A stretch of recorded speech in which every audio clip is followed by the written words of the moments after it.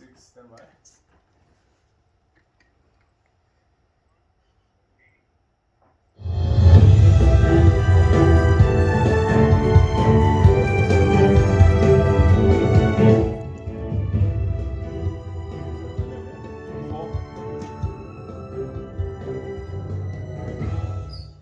Welcome back. Now, this is interesting. In our book feature this morning, we take a look at Abigail Munyai's book titled From the View of a Preacher's Kid.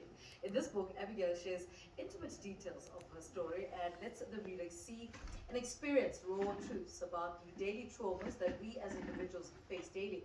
She touches on topics such as being an orphan, being homeless and poor, lacking financing for school, having a child out of wedlock, paying for her own dowry to get married, facing emotional and physical abuse, going through divorce, facing judgment and condemnation, to only mention a few of those issues. Abigail Munyai, who is a published author, motivational speaker, and counselor and minister, joins us now this morning for a deeper conversation about this offering. Good morning. Welcome to Morning Live. Good morning. Thank you so much for having me. Good, thank you. I mean, do you get the same reaction that I did? I mean, the first thing I saw, the preacher's kid, and the first thing I think, okay, yes, we all have that view of what preachers' kids should be like. I mean, what's the inspiration behind this book? Well, the inspiration is, my life has been truly difficult, and I just felt that I need to share the experiences I've went through and also help people along the way. I'm all about, mental wellness. I'm all about helping people to grow. I'm all about uplifting people, I'm just all about change. Yeah. You share some of the experiences in the book. I mean, tell us a little bit about those experiences. Oh, well, there's a lot. Just one. Well, you know what? The biggest of all is I'm an orphan, and that really affects everything in your life. You learn to understand that the presence of your parents in your life really affects everything, because not having parents, I feel, has really brought me to where I am today. I'm an orphan, and that applies to my marriages, that applies to my friendships, that applies to my career, that applies to everything, because they are your number one support system. And without them, what else do you have? Yeah. What has been the reaction to the book? The reaction has been very good. I think because a lot of people have been through what I've been through, and a lot of people are not able to voice what they've been through. But through my experiences, they get to deal with past traumas and also to learn how to, to progress, how to grow. I mean, who pays for their own dowry to get married, right? Yeah. Who does that? And who goes through a divorce all by themselves? And who tries to find love again after that? Yeah. And a lot of people are looking for hope, and I think the book is a beacon of hope. Another thing that you touch on as well, right at the beginning, is the passing of your father. I mean, take us through how that sets the tone for the book as well. My father played a very, very, very instrumental role to who I am today. He believed in me, and he could see the artist in me from a very young age. He always said to me, "You're going to be big." And, him passing away, it took away my pillar of support, my pillar of strength. And I was very young when he passed away, and I didn't understand. As a Christian and born into a Christian family, you are taught that there's a recipe that you need to follow to get a specific outcome. You pray and you trust God, right? And it should work. I did that, and it didn't work. Yeah. And that stirred an anger towards this God, a resentment to say, but you didn't do what you said you would do. Now, where does that leave me? Yeah. And I questioned the very foundation of my entire being, Yeah. which is Christianity. Now, what else is there that I know outside of that? Being born into that, I don't know anything outside of that.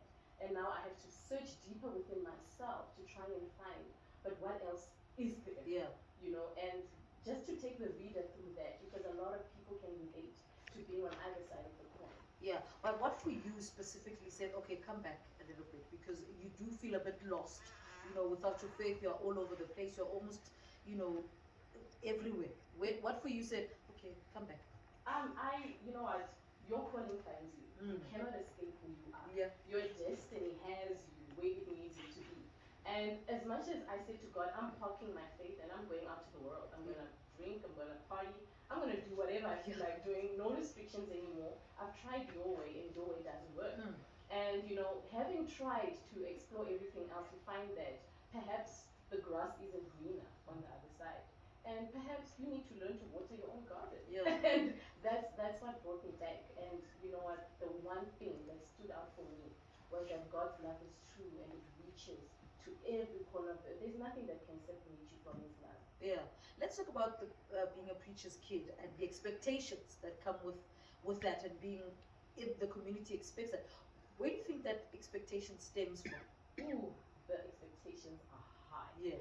They expect us to be holier than thou, Yeah. and it is impossible. And you find that a lot of us are the most rebellious. Yes. Youth given. But that's because we are expected to be mirrors that reflect our parents or their beliefs. Just because I'm born in a preacher's kid doesn't necessarily mean I myself believe in the same faith, want to lead the same type of lifestyle. And you know, the community judges us. When I got pregnant out of wedlock, wow, the pressure was immense. Everyone was like, oh, you're disgracing your parents. And then they pressurized me into getting married. That's why I ended up paying my own bride price. Because everybody was saying I'm dragging my parents' name in the mud. I'm the black sheep of the family. And so I had to do something that picks me up. And I tried to correct a mistake by another mistake. Yes. And society and the community at large, they place high expectations on us that are not realistic. And I mean, no one can live up to those standards at any point in their lives. And as a result, I am that voice of reason. Yeah. To sort of draw, I mean, to guide people to understand where are we coming from, what is our viewpoint on all things life. Yeah. And how important was it for you to forgive yourself, for you to get here? Very important. It's so much easier to talk about forgiveness when it's external. But when it's for you and within you, you need to search deeper, and you unravel many layers of yourself that you never even knew existed. And you cannot help anyone else, you cannot love anyone else, you cannot forgive anyone else as long as you have not done that for yourself. And that was important for me. Why would you say, writing this book, laying the story bare, provided you with some form of, lessons as well? A lot of lessons. I learned patience, I learned perseverance, I learned so much just by trying to get this offering out there. And just sharing my own life stories forced me to relive them and to deal with things that I thought I had dealt with, but only actually packed away in the closet.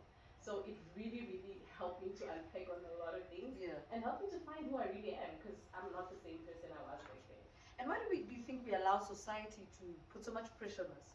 These are the same people that, that are not there when you need them. You know what I mean? And Yeah. these are people that don't pay your bills, that don't know the stress that you go through. But yet we do it. We allow society to dictate what we should be done.